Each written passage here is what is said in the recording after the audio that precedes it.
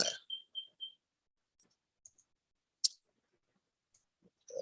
One second. Good morning to our viewers, distinguished folks out there, our co-hosts. We welcome to our weekly New Gambia platform, live civic education talk show.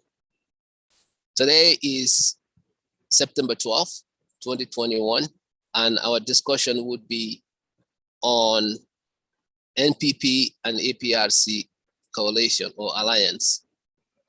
I am your host, Mumuru Sawane. I have my our co-host, Sam Sise and Famara. So we're gonna be discussing this, the pros and cons, and we're gonna see what it entails.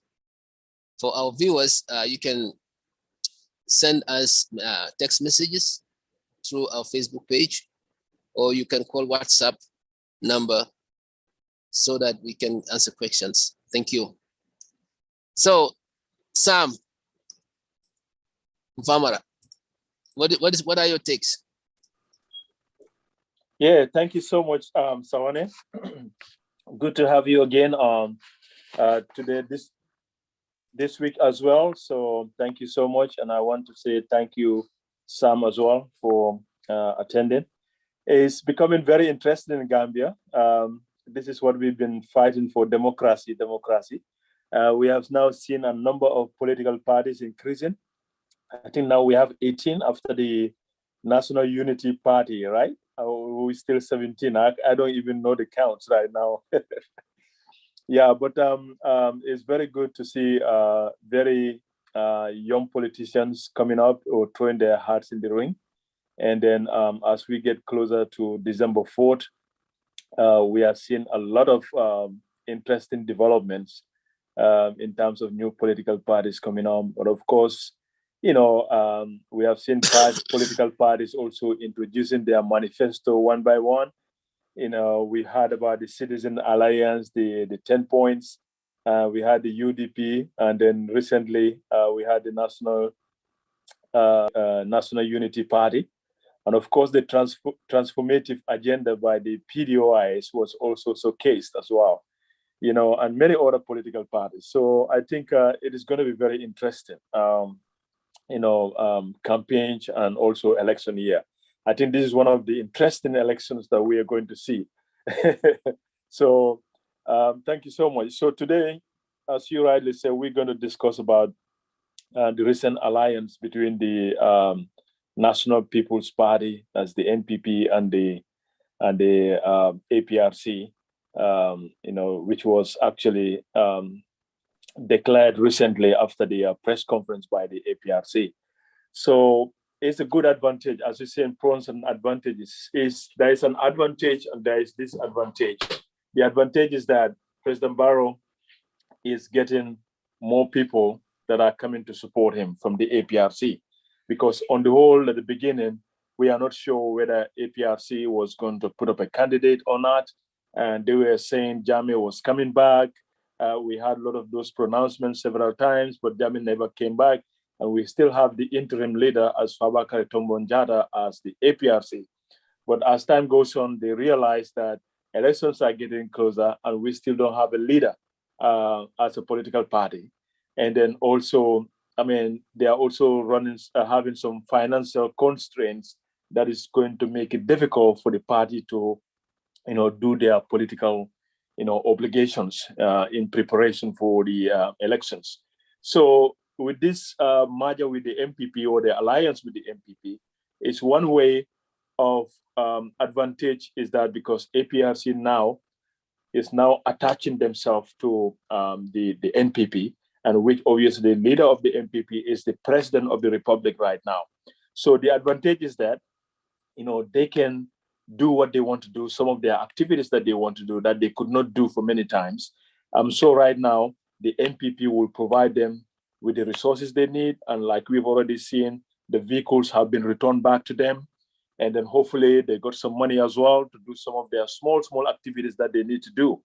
So that's an advantage on the APRC, because right now funds might not be a problem. If they request for NPP that this is what we want to do, to bring our supporters in to support the NPP campaign, obviously there is a high chance that the funds will be available, because that's one of the alliance, the importance of alliance, and that's what NPP is also looking for, to get more supporters from the APRC to come and join them. So that's an advantage, and on both sides, because the APRC will get the funds, they will carry on their activities, but also MPP is also gaining in some point, even though there is some fraction within the APRC camp, whether to join the barrow or not to join the barrow. But we'll see anyway some increase in numbers of people that are going to join, the NPP. So that's an advantage over that side. Yeah. So basically, because President Barrow already have the NRP behind them, they had the GDP, and we have now NCP and the PPP. Now you have the APRC joining them. So this means now at least they have, 5 of them now, basically 5 political parties on that one side. All right. That's an advantage. But the disadvantage is that, it might also backfire, because this is the president that, the whole country came out to support in 2016 to find dictatorship in our country. All right. And they went into a primary and they selected President Barrow as the flag bearer of the coalition. And MOU was drafted, agreements were prepared, even though those agreements were never adhered to. The 3 years coalition, failed because they never signed it, or even they signed it. Barrow promised to be there for 3 years, but down the line, he decided to change his mind. All right. And he continued for 5 years. And during that 5 years, we have seen a lot of people were off the bus, that were part of the coalition. All right. And so that's an interesting development. So this is the passing that we all expect, that we have now gone back to our democracy. We want the foundation on which the pillars of our new democracy is built on has already been dug out. And then the President Barrow is the leader of that. Now, when all those institutions have been set up, we talk about the security reforms, even though it's not complete yet, but at least there have been some progress in terms of national security policy document. They also talk about the TRRC, which already completed their report or about to complete their report, and the report will be submitted finally by the end of the month. All right. And then also we had the Janney Commission also held. All right. Now, all of these findings, whether it's the Janney Commission or whether it's a security reform, because we feel that there was something going in our country that was not right.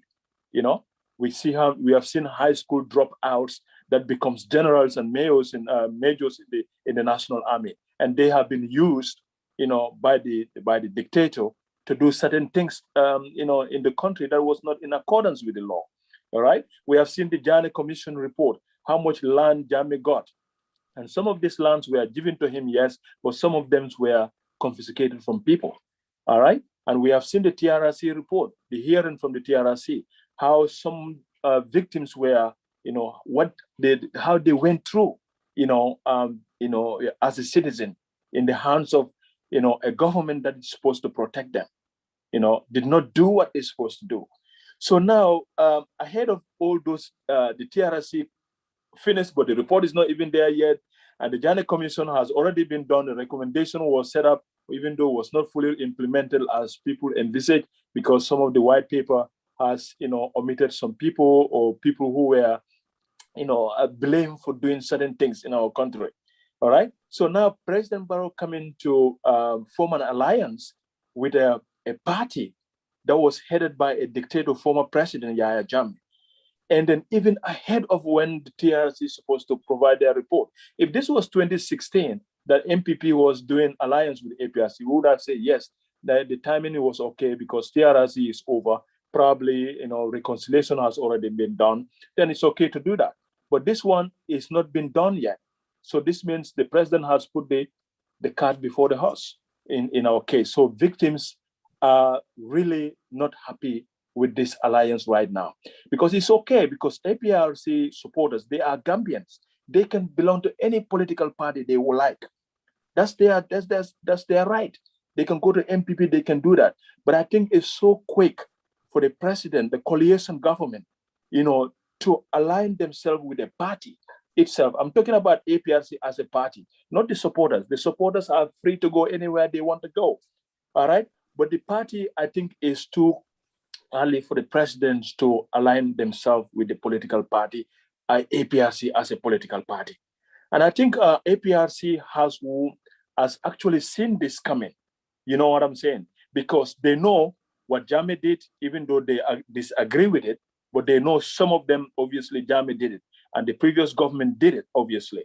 Now they were sitting on the fence, right? In the case the TRC report say, okay, let's ban APRC, what do we do? So that's why some of them had to go and attach themselves to the current president. And we have seen Sidin Jai, who accompanied Jammeh to Equatorial Guinea, came back to the country, all right? And then all of a sudden, when Prince Charles was coming into the country, we see Sidin Jai in the midst of diplomats and ministers, our high-ranking government officials, welcoming Prince Charles to the country. And we were just wondering, what is this guy doing over there? All right, what is he doing over there? So that's when the whole thing started. And then all of a sudden, he started marketing himself with President Barrow. And I think he is directly, implementing the idea of what he brought from Equatorial Guinea. And that's why he was so quick to go to the State House, because otherwise, a person who never even voted for a coalition government, a person who even said that our new president will not going to be sworn into the country, the person who rejected the verdict of the Gambian people, is the person now getting closer to our coalition government. So what do you think is? I think he was just spying, and he's trying to do whatever that needs to be done to ensure that the former government or the former political party is in line with the current one. So that's going to be an issue here, and the victims are not happy.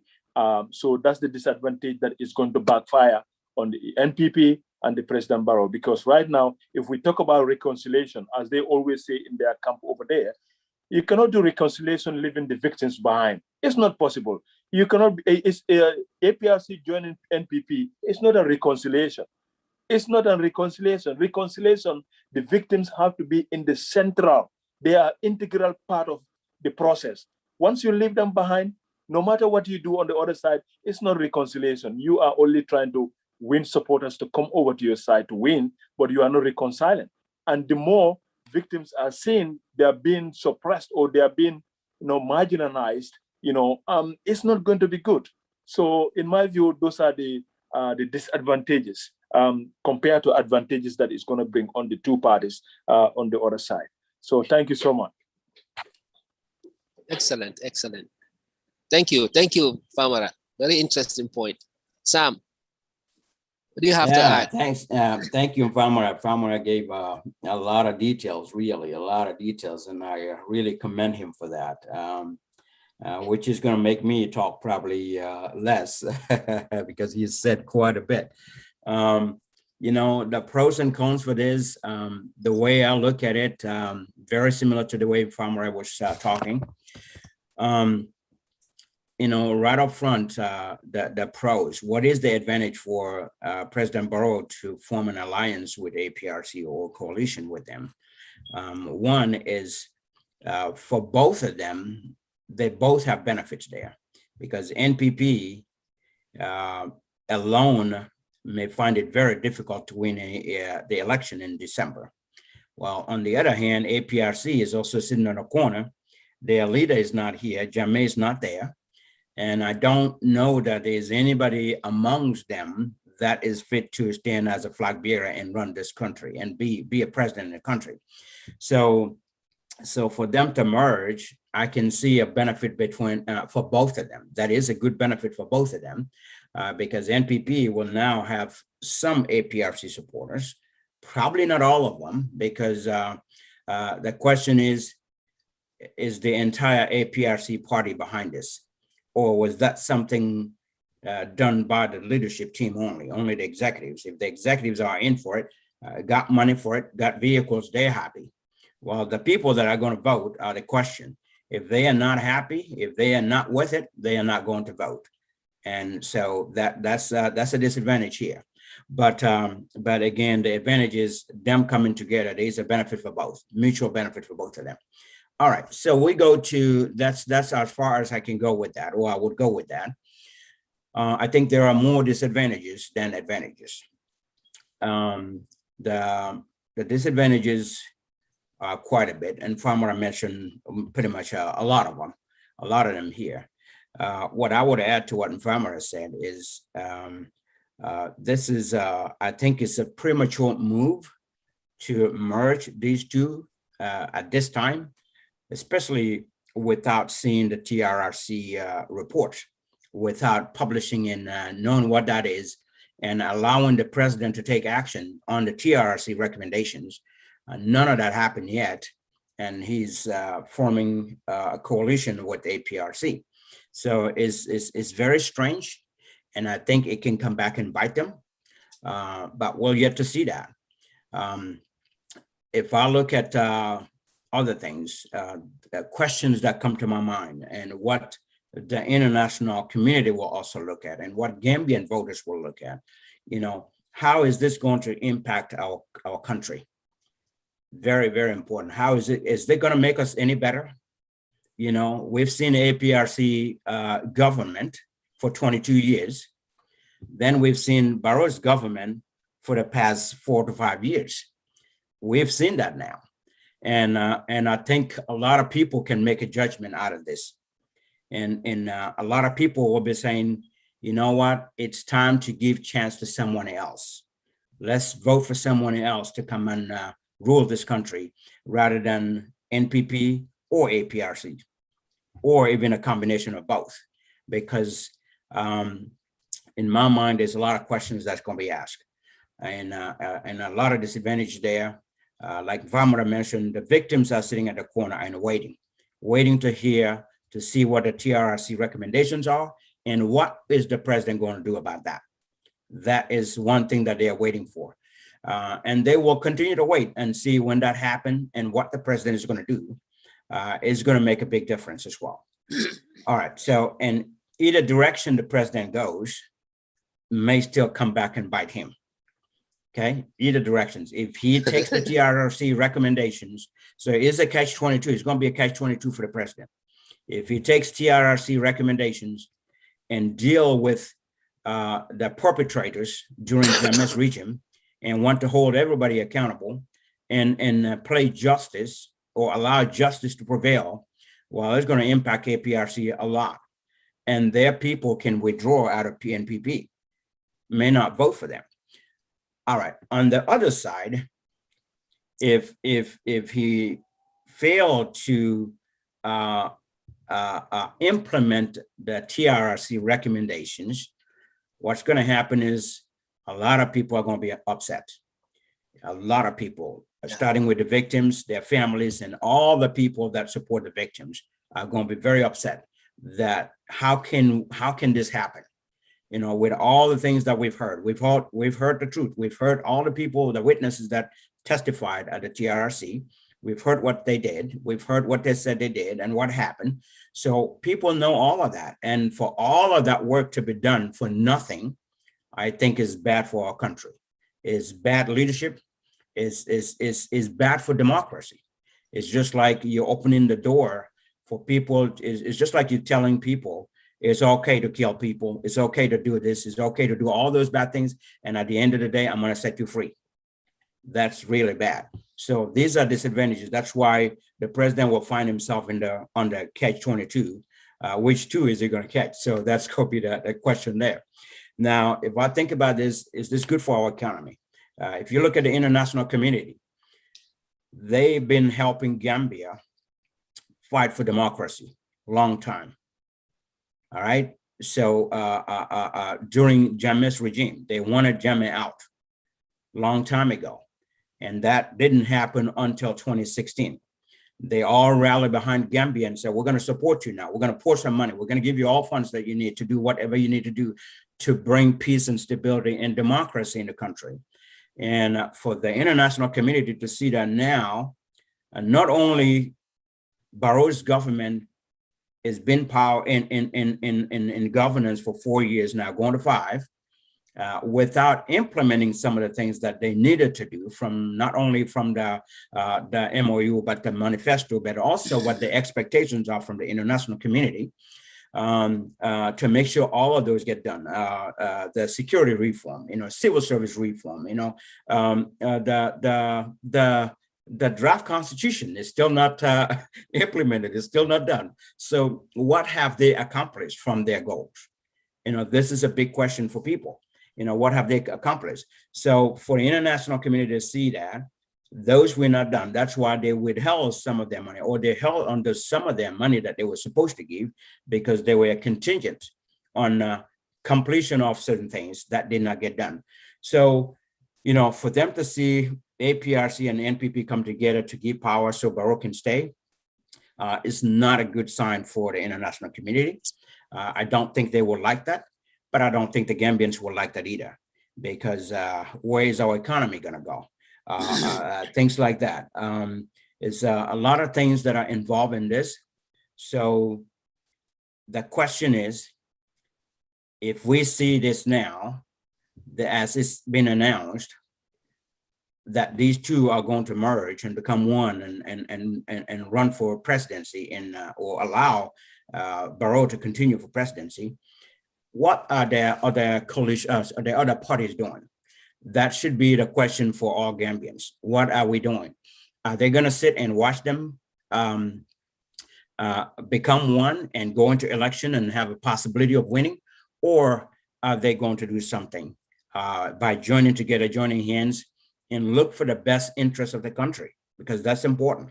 If every party look for just their own interests, it's going to be difficult to challenge this. It's going to be very difficult to do that. If APRC voters are all 100% behind this, the coalition, that's where it will impact.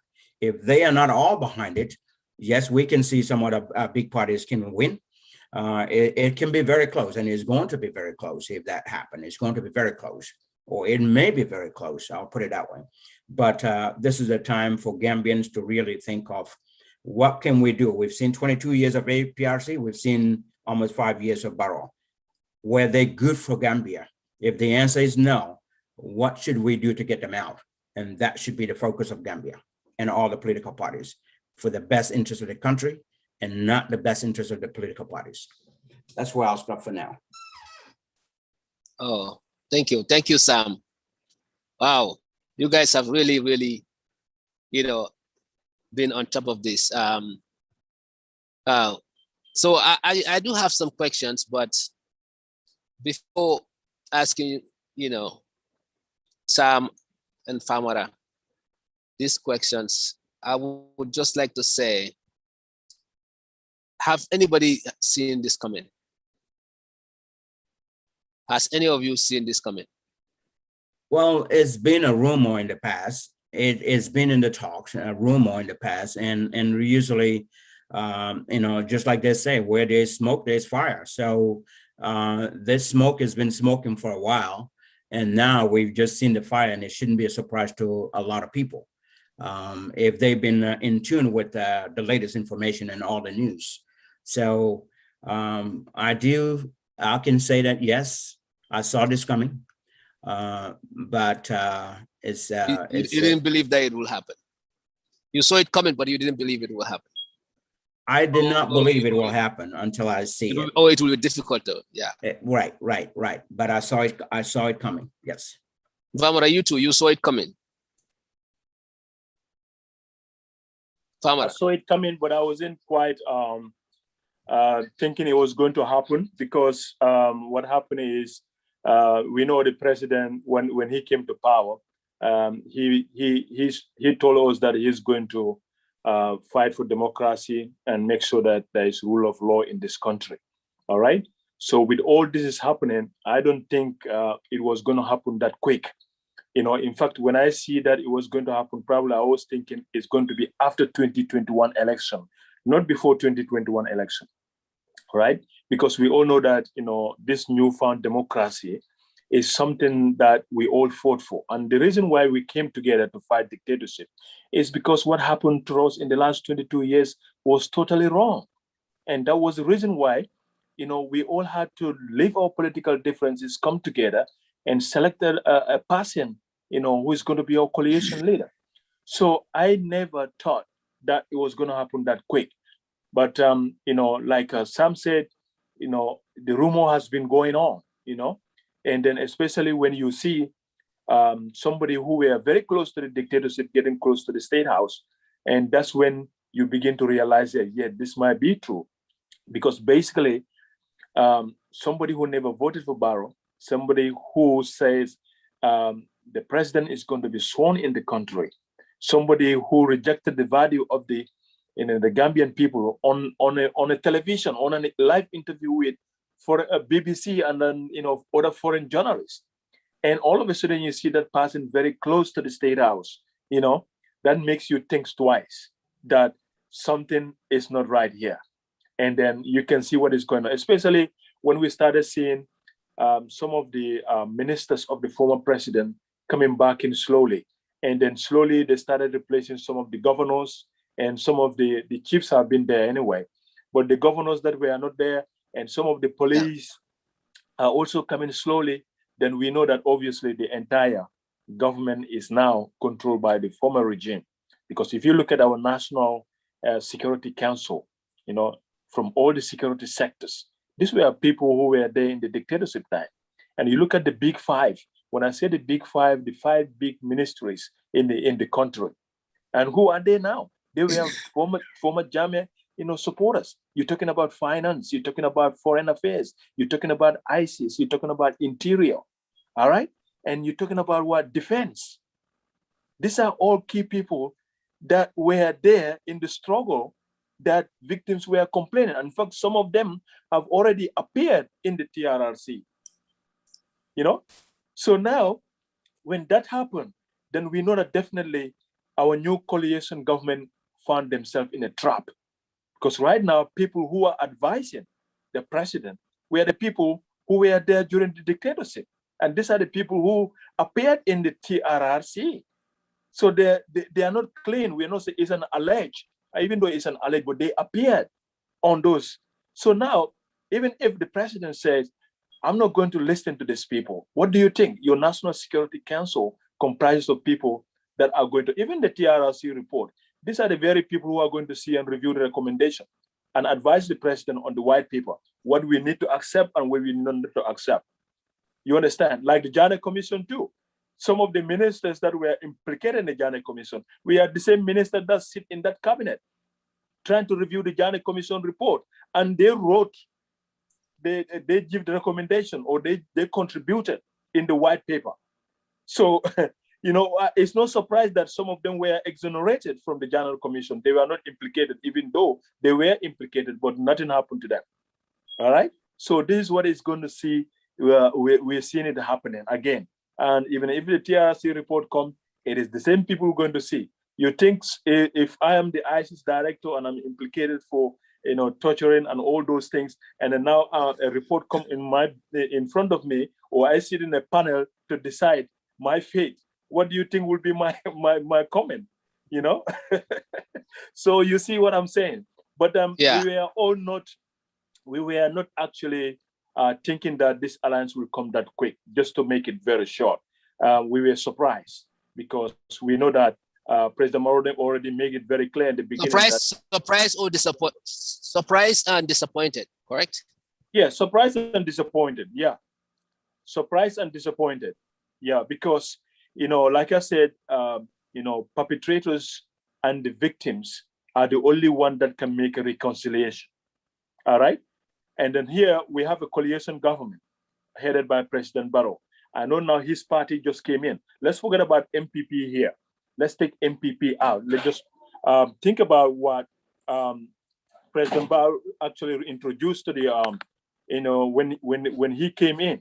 So that was very, very interesting that these people have to sit and discuss what is going to happen. In my view, I think it's just surprising and then very shocking. So we didn't think it was just going to be that quick here at this point in time. Yeah, honestly. Okay. So do you think starting from the very first moves that they started when they went to Equatorial Guinea, the foreign minister, and meet with their president, that mission, and also my party been deposed as a as an interior minister because he was little bit tough on people in Foni. Where those things, and of course the return of Sidinjai, and eventually joining the become access to the state house, and many more, and having more, recycled folks from APRC, former regime, taking, key position. So do you think all those are signals that there is something in the works?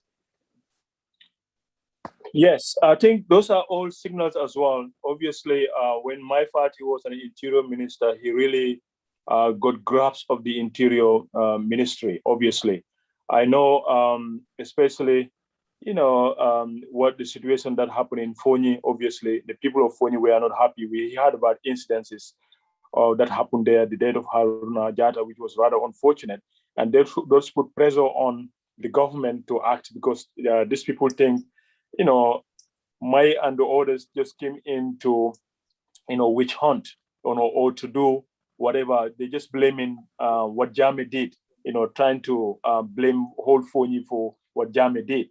So Interior Ministry was very, very, very proactive in terms of, enforcing the law and getting to the bottom of the issues. So that one didn't go down well, because some section of the, Foni think they have been marginalized or been, chased upon, for the fact that, the president is from that region.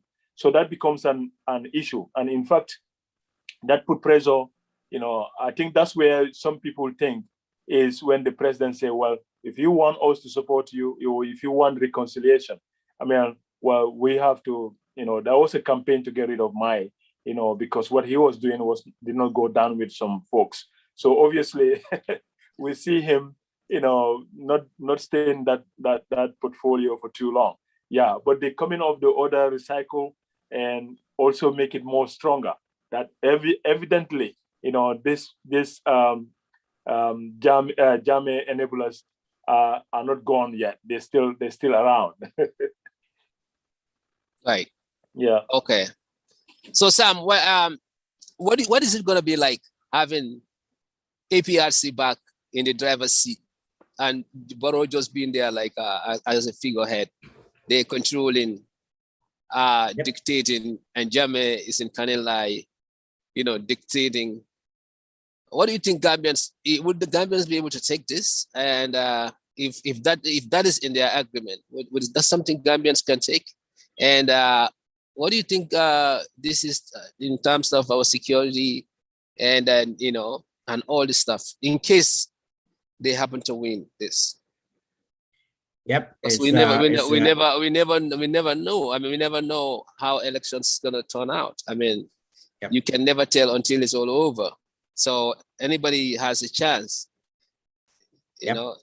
Absolutely. And Gambians, how should Gambians think? And I'm gonna take it myself. How am I thinking? If that happened, I'm asking myself, if we have a full APRC government back in there, are we going really straight into dictatorship again? That's one question. Another one is financial mismanagement that happened in Jame's regime by some of the people, not everyone. Some of the people that were mentioned at the Johnny Commission, and that's why certain recommendations were made. Are we going to go back to that, knowing that now we have a president that will back them? If anybody does anything, nothing is going to happen. There is a difference between Barrow and Jame, we all know, of course. But at this point, just like what we're seeing now, there has been, from what I'm seeing, there has been some financial mismanagement in our country right now during Barrow's time. So is the same thing going to get worse? Is this going to get worse? That's a question that I will ask if Gambians should ask. And that's a question I'm going to ask. I think it's going to get worse because one, I haven't seen any example of anyone being held accountable since Barrow took power, since Barrow became the president.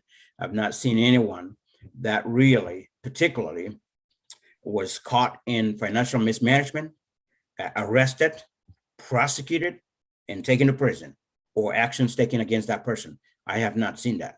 So if APRC comes together, come in full swing now, or you have more APRC there, all of the mismanagement or mishandling or misappropriation of funds in the past during Jammeh's regime, is it going to continue? To me, that's a big concern, a very big concern for me. And all Gambians need to think that way as well. Not necessarily that way, but think along that line, as well as other things that were concerns of them. So it's going to be interesting. And that's why I think it shouldn't happen. I think Barrow should not be given a chance again, maybe, to run with this, because from what I'm seeing is, I think this is where all the political parties need to come together and also form that coalition, come together and fight against this. Let's change. Gambia is at a time where we don't have time to waste. We've already wasted a lot of time and money. A lot of time is gone. We don't have too much time on our hands, and we cannot allow one person to come in and rule us and continue to put us in the hole, put the economy back in the hole. So every president need to be given just the first term, 5 years. You come in, if you prove yourself, we can vote for you again. If you don't prove yourself the first 5 years, there should never be a second chance for that person. That's the way I look at it. And we have capable people that can run the country. I think the other parties need to come together and find that person that can take over this country, so we don't end up from the frying pan into the fire. Okay, that sounds good. So do you guys think, Famara, if these political parties, they haven't come together, based on the fact that everybody want to be president, Dr. Cisse want to be president, Dabo want to be president, Isafal want to be president, Maifati want to be president, who again? Alifa Saleh want to be president, and all these other parties. So if this coalition that MPP and APRC did happen to make them win without this force coming together, who do you think they will be blaming? Are they blaming themselves? Because they know that there's a choice here.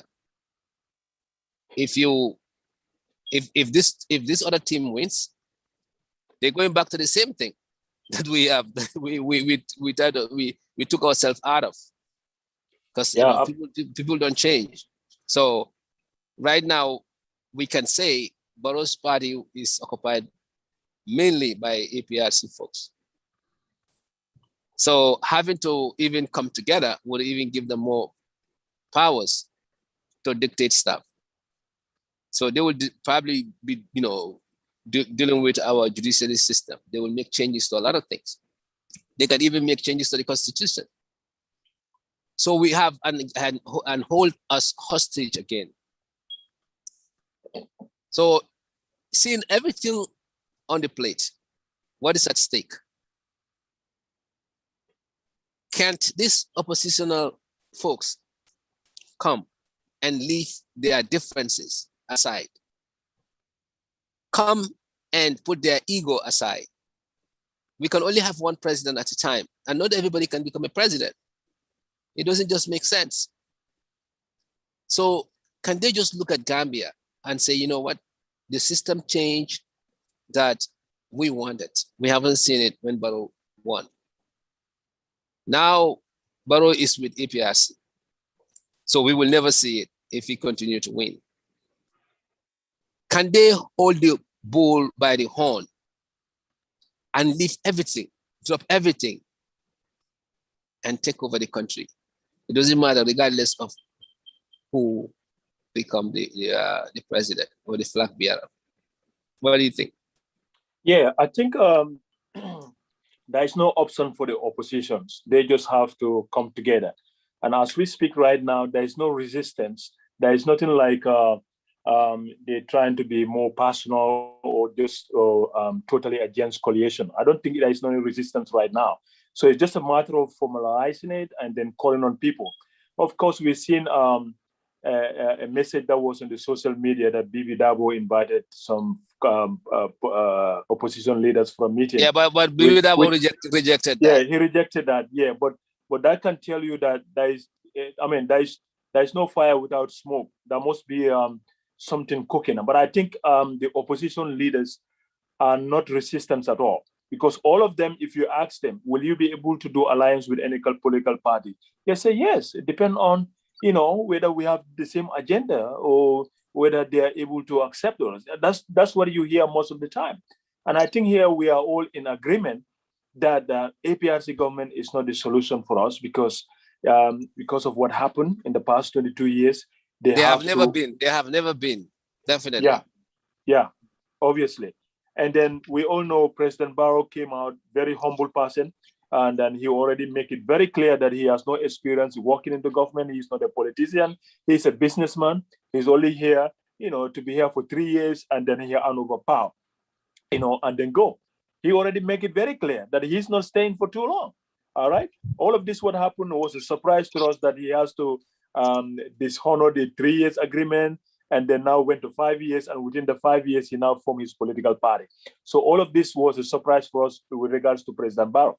But most of the time, we hear people saying he has no experience, he is clueless, he is no thing. So we all know, obviously, all these political parties think there is even more corruption during this present administration than, because the person who is in charge of the government, will not be able to review, financial reports. So the people guiding him to showing him the way are the people that are even utilizing these resources that belongs to the state. Nobody knows that he will not even pay attention to.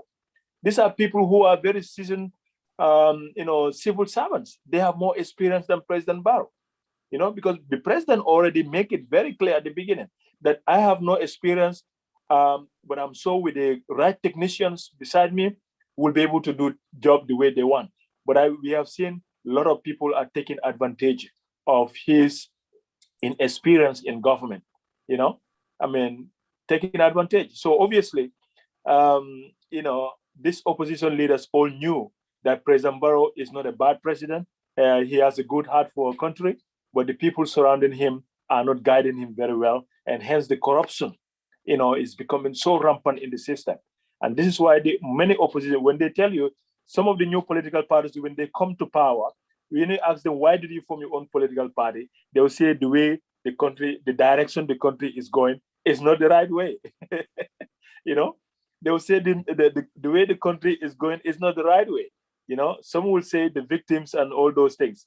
But at the end of the day, I think they will come together to select somebody that will lead them, because that's the only option. Otherwise, sorry, they don't have much time. They don't have much time, but it's not too late. Even 1 month before the election, we can do the primary, and then they will pick up somebody, because there's something that they all wanted. So I think right now, the new political parties are trying to show themselves that they are valuable. They're going around and then holding meetings and looking at the crowd size and all those things. Because if they don't do that, you will not know somebody's strength, in terms of whether he's going to support or not. So I think in the next few weeks or so, we'll see a surprise coming up, in terms of talking to each other and then form a coalition, because that's the only way forward. If at all we don't like what is going on. So you also believe that one party alone cannot win this, might not win this. I mean, to be on the safe side, one party alone might not be able to do this. I doubt if one party will win it. One party can win it. It will be extremely difficult. Can win it, can win it, but you don't want to take the risk. Yeah, you don't want to take the risk. You don't want to take the risk because you wake up. I mean, one party, every individual party thinking that they could win it, and we wake up one morning and they say Barrow is the president again. That will cause a lot of heart attack. Because all these new political parties that are coming up, you go to any region, there will be people leaving other political parties to join them, So obviously, the numbers are going to decrease from some political parties. You understand? But when they come together, then there is a big force. Like I said, for example, I'm from Brufut, obviously, and we have two presidential candidates from Brufut. We have Lamin Bojang of the ANRD, and we also have the Setijan Hydra of the GANU. So if, for example, PDO has a big support in Brufut, or maybe UDP or GDC has some support in Brufut, and then you have some family members of these two political parties that belongs to some political parties before, whether it was APRC. Now, some of those family members and close friends and allies will now shift, gears to, helping the person who came from their community. So you will see that those parties will lose. It might not be a significant difference in terms of how much somebody is going to move, but obviously they will lose some support, because this is our own brothers that are living with our community, and we know what their strengths are, we know what they can do, and we believe that if they win as a community, some of the constraints that we are going through will be alleviated. So we might lean towards supporting our people. You understand what I mean? So in that way, one or two political parties will be affected that have larger votes in our community, for example. I'm just giving a scenario here. So you will see there that if they come together, will be much more better. Then we'll have a unified body. And then come 2026, that will be the real battle. So for now, we are still in the struggle to salvage the country. We are not there yet. We are not there yet. So I think, we need to work together and then get all these political parties together and then form a coalition. That way, we know that in the next 5 years to come, will be another coalition government. And we have learned from this past coalition government. I believe the mistakes that happened in the past will not repeat again. So when there is a coalition now, there will be a clear term, terms and conditions. Things will be very clear at the beginning. Nobody will fool nobody. Yeah, obviously, that one I know. We have learned a lot from this, because we are all wanted to get rid of the dictator. Nobody signed the coalition government. We thought Barrow was humble, so 3 years, definitely he's going to go as a businessman. He knows nothing about the government. He was going to go, and then he went. Dabo came back from the prison, and he said, anybody who said Barrow should step down, he will show you to court. But if I was in that position, if I was a coalition member at that position, Dabo said that, we will challenge him. We'll say, Dabo, well, we are ready to face you at the court, but Barrow have to step down at the end of 3 years, because this is what he decided. That's what he agreed to us. And imagine all the other political parties all went against Dabo on that statement, and say, well, Dabo, you just came back from the prison and you found we already formed our coalition. I know the president come from your political party before he resigned, but on this situation, he has to agree to the 3 years. Definitely, if at all, take for example, Khalifa. If Khalifa stood clearly and go against Dabo on that, I'll take anybody to court. If Khalifa stood his ground, for example, and said, Dabo, I'm prepared for you to face you at the court, but this is what we agreed, and President Barrow have no option, he have to step down. If Khalifa went out in the street and demonstrate and to show that Barrow have to accept the 3 years, Barrow will go down. There's no doubt about that. Especially my party joined him, or OJ Jallow joined him. They all agree, because OJ was also saying, I'll go 3 years, I will not be part of this, I will not be part of it. So OJ was also very strong advocate of 3 years. So imagine OJ and Khalifa said Barrow should respect that and let Dabo take us to court. I tell you, Dabo will fail in terms of that court case, because all the rest will go against him. So I think that's where we also relax and help, Barrow to succeed more than 3 years, because if at all he has no choice, we know that the constitution says 5 years, but when you are coming, that's what you say, you're going to be there for 3 years, So I think the other members of the coalition were really also soft. Either they were threatened by Dabo's words, or maybe they are, I don't know, they want to push President Barrow also. But Sarun being they stood their ground, Barrow will not have any chance to go beyond 3 years. Yeah. Wow. Famara, you've mentioned it all. Sam, can you hear me? Sam? Yes, I can hear. Can you hear me? Yes. So Okay, Sam, good. yeah, what Famara said, is quite correct in terms of what Alifa and Dabo could have done, and then to stop Barrow, and then the mistake that Dabo did with the 5 years. Now, Barrow has used financial power to buy these people. Okay, instead of actually focusing on other areas of development agendas, or probably use that money for that, he did something in Bolonkono and other places. We've seen that. However, he has an advantage because an incumbent in office has resources and has financial muscles. So gradually, he's gaining support because he's buying people. If you look, Barrow himself stood and say, "Ngajame Bayjane," he was a dictator, ngajatofa ngajatofa jane ntasubo dila mulla yado, something like that. A lot of Manika proverb. Okay, you look at Ahmad Ba, who used to stand against, who used to say a lot of things against and APRC, and then Henry Gomez. Now all of them are white. All of them are white in this coalition. Something that you have even by years ago. You refuted against it. You criticize it. Just because of your political interest today, you are sharing elbows with those people. You are, dining and whining with those people. Somebody you despise because of what they did to the Gambians. Now, if this is what politics is all about, I mean, this can have a psychological or moral effect on our society. At least there should be a fine line. There should be some kind of a moral, a moral obligation. There should be some kind of integrity. A person's words should mean a lot. But you throw all that on the window. And what does this tell our children? How can we explain this? Now, the Henry Gomez, the Ahmad Bas, and Barrow himself, who were all in the fight against this camp. How can this be explained? And then that is number one question. How can this be explained? Second,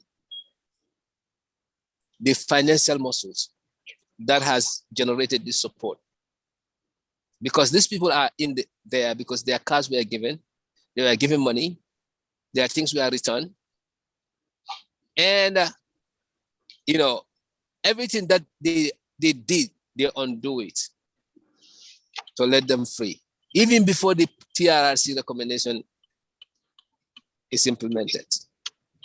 So that tells you money make the difference here. And the APRC was supposed to be looking for their interests. Besides, the coming of Jammeh must be in the deal. It gotta. Because all we've been hearing is that they want Jammeh back as a free person. So my another question is, how did we, how did we get here, so to speak? Sam, what do you think? Yeah, Mr. Sawner, there's a lot of things that you said, and let's go one by one. Yeah, a lot of questions lumped into this, but I want to start with what Farmer was saying, and I want to support what he said as well, from the aspect of when Dabo said that he would take anybody to court that want to challenge Barrow staying for 5 years. Well, and I think I remember saying that on this platform here before, that that was an opportunity for all the other coalition members to speak up. Dabo spoke up. He said what he thought was his opinion. Every one of them, each and every one of them should have come out and say their opinion and then challenge him. That's what they needed to do. They should have challenged him and let it go to court. I mean, there's really nothing to lose there. So if you have nothing to lose, why worry? You know, you shouldn't be afraid of anything and you shouldn't worry about anything. That's what they should have done. And that would have, just like Farmer said, that would have stopped this from happening. But instead, they didn't do that. And they stood on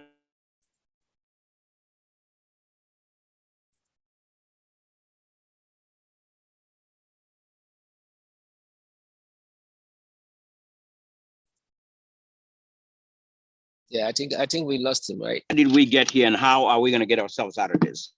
Very, very, very important. I think the Gambian people have woken up. People now know what is happening, and they understand that how things change and where we are, where we came from, and where we are. And they know that the power belongs to them. They know that it doesn't matter who is an incumbent, we can get them out because they got Jammeh out by voting during 2016 election. The Gambian people need to have the same mindset, knowing, just like I said, we cannot allow, Gambia is back a number of years, way behind time. We cannot allow one person to come in and take us back. We need to be going forward. Yes, Barrow has made some developments and we can give him credit for what he did. In my mind and in my eyes, I'm going to ask myself, are those the priority of Gambia? If the answer is no, then they were not supposed to be done at that time. They could have waited and we could have focused on something else. So things like healthcare. Healthcare is serious, is very deteriorating in the country, the hospitals and all of that, a lot of things in there, education, agriculture, I mean, cost of living. There's a lot of things that could happen in Gambia that we could have, Barrow could have focused on instead of building roads up in the rural areas. Those can come later. Rural people also need good roads, but they were not the priority compared to the other stuff that I said, and the others more that I didn't say. So what is the answer to this? Gambian people need to understand, and they need to come out and vote in this year, 2021 election. They need to come out and vote and say no to any of this stuff happening again. That's the answer to it. Just come out and vote and do not give your votes to anybody. And I'm going to say this again. We cannot allow anybody to come into the country and run our country the way they like it, or run us in the wrong direction. We need to change that by taking that person out. That's what we need to do. The vote is your voice, is your choice. Take it and give it to someone that you think will make a change. If you give it to them and they come in for their first term, they didn't do what you expected, they didn't do the right thing, give it to somebody else. Until we get the right person there, then we allow that person to serve 2 terms. I think that's the answer to our country. So I'm gonna stop here and let you take over for a little bit. I'm gonna get back into the house and get on my computer at this point. Okay, thank you, Sam. All right, so that brings us to the to the issue of the IEC. We know that IEC has been doing a good job, try to make sure that all the votes and registrations are legit. I think they're going to start the revising code and make sure that those duplicate people whose names were, seen different places would be, looked at and then perhaps, be taken out. Yeah. So, Mvamara, do you think IEC is going to be impartial in this election, and they will not be subjected to any kind of biasness?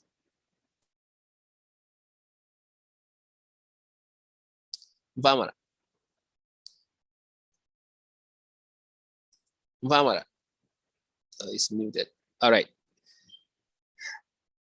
Okay. So, folks, yeah, what we're discussing here is basically, okay, you're back, Sam. You are back, Sam, right?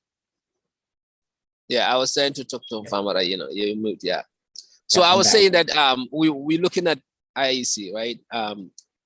Whether they're going to be impartial in this election. Have we seen any sign of impartiality on their side, or do you think they're going to be partial?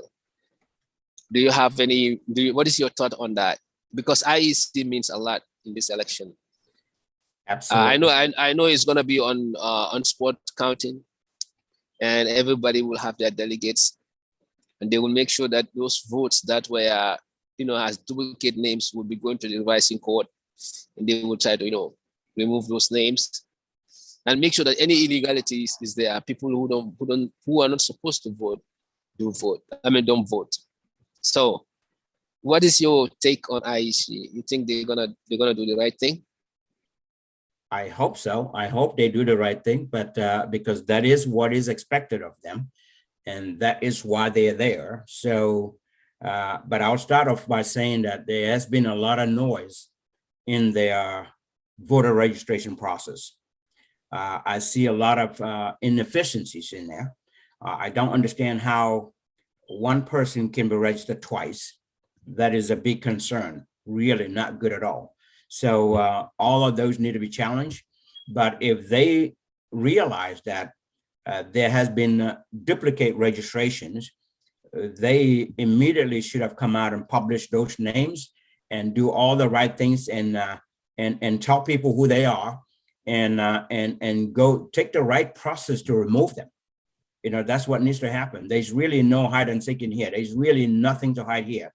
IEC is there to represent the country and conduct fair elections. That is very important. That is their role. If they can't do something fair, then they shouldn't be there. We need to change them as well at some point. But I hope they will do the right thing. But I think that there's been a lot of noise with the registration process. And anytime there's that kind of noise, is always going to be a concern. Is a big concern to people. Yep. Right. Okay. So that's clear. Mfamara. Yeah, Mfamara, can you hear me? Okay, Mfamara cannot hear me. Okay. Yeah, so it seems like Sam, where we are at this point, we are on a crossroad. I don't know why Gambia deserves this. 50 years after independence, our political system has not been. Sam, I think you are appearing twice. Yeah. Our political system hasn't been, you know, regulated. 50 years after the independence, we are struggling. We have a lot of individual talents, a lot of individual successes, but collectively, we cannot do it. Either we betray one another, Jamfa, or we go behind one another and snitch one another, or we put somebody and then we go and corrupt the person. It's not sometimes only our leaders. This cannot be only leaders. This has to be people who hijack the leader after the leader has been situated.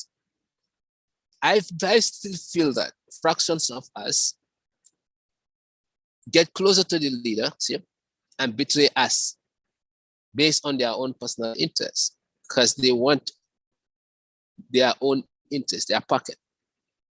Then the leader become confused and become be forced to, or maybe not be forced, but see that this is an easy way. By doing the wrong thing, this is an easy way for him. So I think, you know, we are in a crossroad. This election is definitely a key, as it should be the turning point. if we don't get it right this time, we will never get it right, because we see the alternatives. We either go back to the system that we fought against, or we move forward to a new system. Yeah. So based on the conversations we have, I think the solution here, you guys have mentioned, should be people come together, like-minded people, and leave tribes behind, leave individual ego behind, and then let's salvage our country. Because our children will not have any country. I'm telling you, we cannot be living like this. Look at after 2016, when we say New Gambia, what has been achieved? It's all about fighting, infighting. Jamfa. People snitching each other left and right. Things getting tougher. People cannot, hospitals, people are dying there, pregnant women. The focus is not on the priorities, but it's on political, who can be on top. Everybody is strengthening their political muscles. Why do we deserve this? I keep saying to myself, why can't we come to common sense and see that leadership is a very big responsibility? It is not to be used. Public office is not to be used.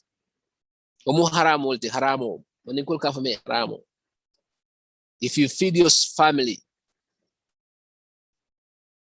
family, yourself, with public money funds that you are not entitled to, so people should be very careful. That is a very poor concept.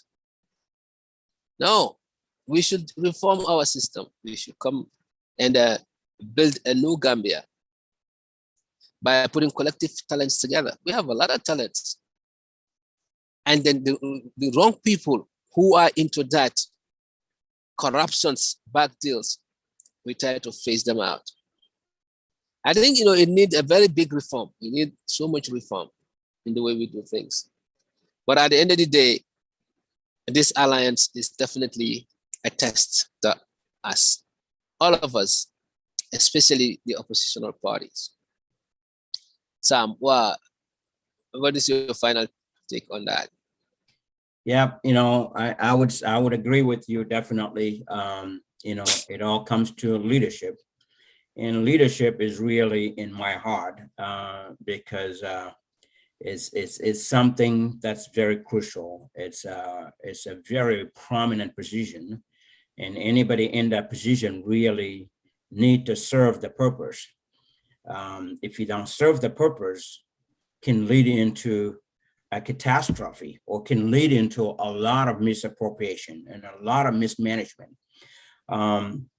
So from my experience, I studied management and leadership, and also at some point in my career with my company, I used to be an instructor that teaches people, and the courses that I used to teach for my company, one of them was leadership skills. And so I personally have been in leadership and management for the past 20 years. So from little that I know, I don't see those characteristics in the current, anybody in the current government. I don't see them, because if a leader can come in, you have good morals and all of that stuff, and you get in there and you get changed, and change for better is good, but change for worse is really bad. Or you allow people to manipulate you and change and not do the right thing, that's still not leadership. You have no clue about leadership, because leadership is about your honesty, your integrity. There's a lot in leadership that I can't talk about because I used to teach it anyway, but key elements of leadership is integrity, honesty, trustworthiness. People are going to look at all of these. Are you honest? Do you have integrity? Can you be trustworthy? All of these and many more that people look at from a leader. If a leader cannot maintain those characters, it's going to be very hard for that person to rule. And that's what we found ourselves in. We found ourselves in, from when we started back in 2016 when Barrow came in. People knew very little about Barrow. The people that knew him said he was a good person. That's all I can hear. A good person. He was a good person, and with a little history, but very little experience. But when he came on board himself, he spoke about himself. He said he has no experience. He has no competent in running a government. He is going to rally behind people to support him. He was a businessman, and he's only there to serve the 3-year term and get out. That's what he said. That's his own words. And I believe in that. I believe in all that.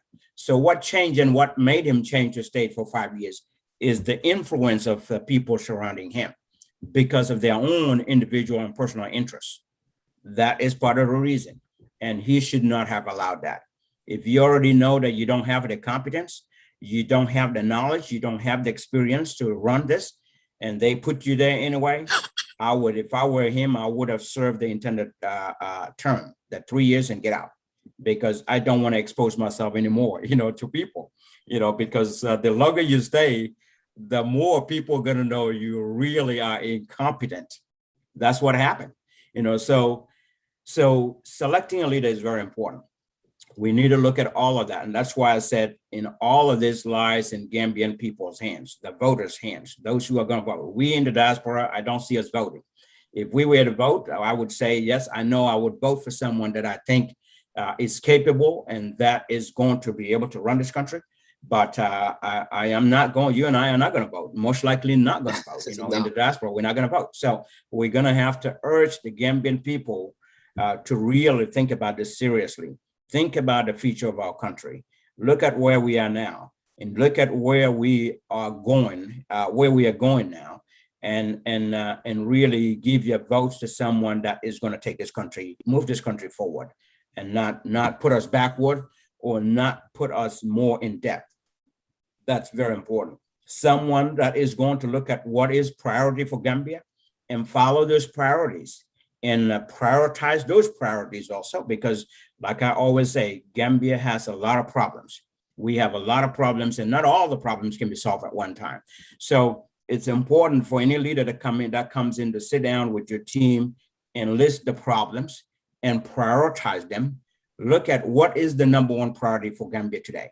Focus on the number one, the number two, number three, at least get those out. Then you go on to the number 4, 5, 6, and until the end of your term.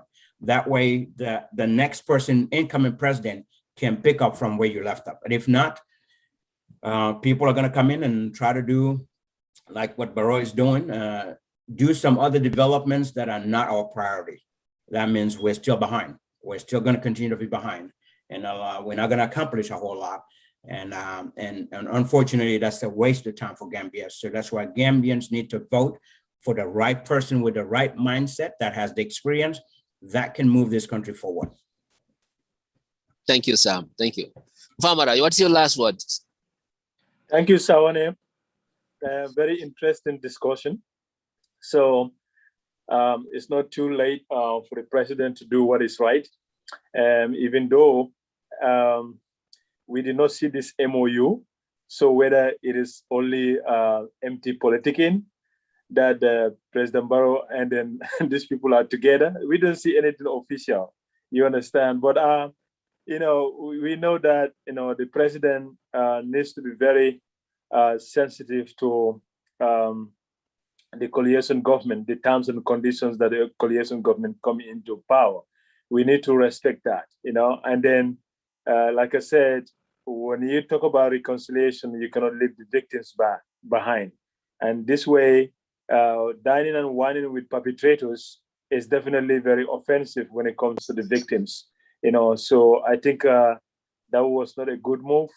And I hope the president will understand where people are coming from and to understand the fact that he is a coalition government. All right. And the other political parties, it's not too late to come together and then, salvage our country. because at the end of the day, it's all about Gambia. So if we all agree that the system is not working, if we all agree that things are not going the way they should, then it should not be difficult for us to come together, and do what is right. So therefore, we call on them. We call on the president as well, to make sure that we are all unified. Politics is politics. At the end of the day, we all belongs to where we belong, but the country will remain. So we have to put the country's interests first. All right. So, and that's the poor people out there that are voting for us. They don't know how the government works. All they want is how their survival is. So the price rocketing of basic commodities in our country is having impact on these people that are struggling every day. And yet they are the people that stand in the sun welcoming our politicians when they come to the villages. They will do whatever they're supposed to do. They will live whatever they're supposed to live to come and welcome us. So when we sit there in power, we should not forget about them. We should do what is right to move the country forward. Yeah. But to the subject of discussion, I think APRC supporters, they have the right to belong to any political party they want. But I think it was too quick for our president to form an alliance with a political party that inflicted wounds on people, on the leadership of the former president, on the Gambian people, to ally with a coalition government that we brought into power to make all those necessary reforms so that our country can go back on track. So it's rather unfortunate. We are disappointed, and then we did not expect that from President Barrow, honestly. Yeah, thank you so much. Thank you. So if you guys don't have any final word, I would say this has been a great discussion. We try to be impartial here, analyze it from the angle of our knowledge. And when we have guests, we invite them so we can, get to hear from them, whatever, whatever kind of topic they're interested to discuss. But when we don't have guests, we come here and analyze the current affairs of the Gambia. So this was the latest development, and we had the opportunity to share that with you, our viewers. I hope our thoughts here were definitely helpful and could be, used wisely. Our voters could really use it wisely. Somebody said we should be speaking in local languages. I think, that we can try that. Because they say the electorates, for the sake of the electorates. Yeah. So I think that is a wise idea. We can have it. We can have this program again next time, and in a local language, because it's still happening. The alliance is there, or is something we can talk about. It's not too late. Maybe another time. Yeah, because I'm looking at the comments and it looks like some people would think that more people would benefit, local language. Somebody made that comment, but overall, they were agreeing with what we were saying. And I think, like you guys said, this can backfire too. Yeah. Because already some people started moving away from MPP. Even some APRC folks are starting away and leaving APRC. And then some other folks in MPP are leaving because of this coalition. When they think about the dark days, they cannot imagine having this happening. Yeah, because when President Barrow wins, it's likely the APRC might naturally die. They might not be able to stand on their own like they are stronger before. They won't be able to do that. So it's on the other side too. It's more in fact that NPP might also go down for the fact that align themselves with APRC. So both parties has their own pros and cons. So I think it might be a beginning of the end for both two political parties. Yeah. Okay. So I think that's it. I mean, Sam, you have anything? No, I'm good. I think it was a great discussion, definitely. And like you said, the viewers that sent that sent a message about speaking in local languages, like Famara said, it's never too late. And this is going to be an ongoing talk for the rest of the year. until elections. So we should bring it back and try to talk in local languages as well. And hopefully those who can't understand English will be able to benefit from that at that point on the same topic. Yeah, because we share it in audios also through WhatsApp. So it will be important to have it in local languages as well.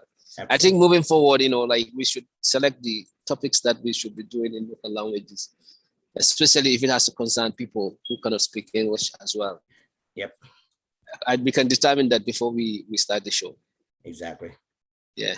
All right. Thank you so much, Sam. Thank you, Farmer. Yeah. Thank you, Mr. Sonnen. Thank you, Thank Farmer. you. And thank you, Sam. you all have a great day. All right. You too. All right. Take care. Yeah. Bye. Bye. All right.